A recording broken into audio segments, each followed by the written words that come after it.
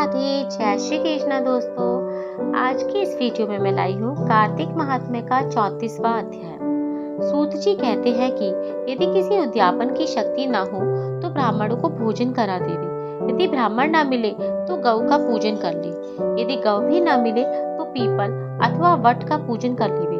यह सुनकर ऋषि पूछने लगे कि हे महाराज, वृक्ष तो सभी समान है, फिर पीपल तथा वट वृक्ष को ही श्रेष्ठ क्यों माना गया है? तब सूत जी ने कहा, पीपल विष्णु का, वट शिव का तथा पलाश ब्रह्मा का रूप है। फिर ऋषियों ने पूछा कि ब्रह्मा, विष्णु तथा महेश ये सब वृक्ष भाव को कैसे प्राप्त हुए? ये सुनकर सूत जी कहने लगे, हे ऋषियों, एक समय शिव जी पार्वती जी सहित एकांत में विराजमान थे कि उस समय देवताओं द्वारा भेजे गए अग्निदेव द्वारा उनके एकांतवास में कुछ विघ्न उपस्थित हुआ। तब पार्वती जी ने क्रोधित होकर देवताओं को श्राप दिया कि तुम वृक्ष रूप हो जाओ। तब विष्णु जी गया में जाकर पीपल, शिव काशी में अक्षयवट और ब्रह्मा जी पलाश रूप हो गए। तभी से पीपल और वट का पूजन होता है।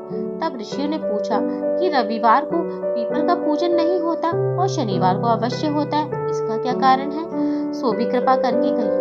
तो सूत जी कहने लगे, हे ऋषियों, समुद्र मंथन के समय जब 14 रत्न समुद्र से उत्पन्न हुए, तब श्री विष्णु भगवान ने कौस्तुभ मणि तथा लक्ष्मी जी को स्वयं ग्रहण कर लिया। तब भगवान लक्ष्मी जी के साथ विवाह करने लगे।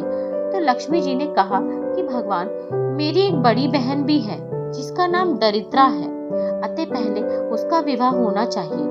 विष्णु जी ने लक्ष्मी जी के यह सब वचन सुनकर बड़ी कट बहन ज्येष्ठा उछलक ऋषि को सौंप दी। ज्येष्ठा का काला रंग तथा लाल नेत्र बिखरे बाल उद्यालक मुनि भगवान की आज्ञा मानकर दरिद्रा को आश्रम में ले गए। वहां आकर दरिद्रा ने देखा कि आश्रम में वेद पाठ तथा हवन हो रहा है। ये देख उसने मुनि से कहा कि मैं यहाँ पर नहीं रह सकती। जहाँ पर चोरी चकारी तथा ब्राह्मणों का अपमान होता है, मैं वहीं पर रह सकती हूँ। उसकी ये बात सुनकर उद्यालक ऋषि अति दुखित हुए और उसको वहीं पर छोड़कर चले गए और कह गए कि मैं तेरे लिए कोई स्थान देखकर आता हूँ। दरिद्रा ने बहुत देर तक ऋषि की प्रतीक्षा की, किंतु उनके न आने पर वह रोने और चिल्लाने लगी। तब लक्ष्मी जी ने भगवान से कहा कि हे भगवान, बहन दरिद्रा ऋषि द्वारा त्याग किए जाने से अत्यंत दुख होकर रो रही है, अतः पहले आप उसे जाकर शांत करिए। तब भगवान लक्ष्मी जी सहित वहां पर आए और कहने लगे कि तुम पीपल में निवास करो।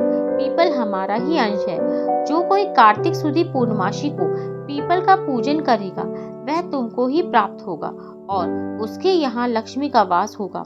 जो शनिवार को तुम्हारा पूजन करेगा, सूत लपेटेगा, उसके समस्त मनोरथ सिद्ध होंगे, परंतु दूसरे दिन अर्थात रविवार को जो तुम्हारा स्पर्श करेगा वह दरिद्री ही हो जाएगा। इतना कहकर भगवान अंतर्ध्यान हो गए। सूत जी कहते हैं, जो कोई इस कथा को कहता या सुनता है उसको प्रयाग तथा बद्रिकाश्रम तीर्थ जैसा फल प्राप्त होता है और अंत में सभी सुख भोगकर विष्णु लोक को जाता है। तो दोस्तों, यह था कार्तिक मास का 34वां अध्याय। राधे राधे, जय श्री कृष्ण।